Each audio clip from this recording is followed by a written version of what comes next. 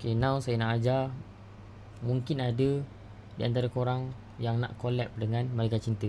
Mungkin ada value daripada awak semua ataupun vendor ke untuk collab untuk Malaikat Cinta sendiri pun dapat benefit, dan awak pun vendor dapat benefit daripada collaboration.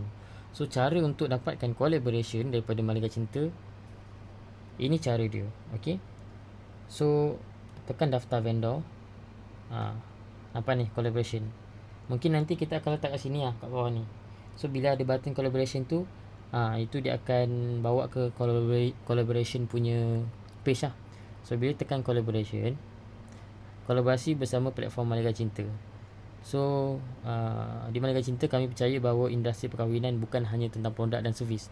Ia tentang pengalaman, kepercayaan dan momen bermakna yang dicipta bersama. Sebab itu kami mengalu-alukan sebarang bentuk kolaborasi yang boleh membawa manfaat kepada vendor, bakal pengantin dan komuniti industri secara keseluruhan.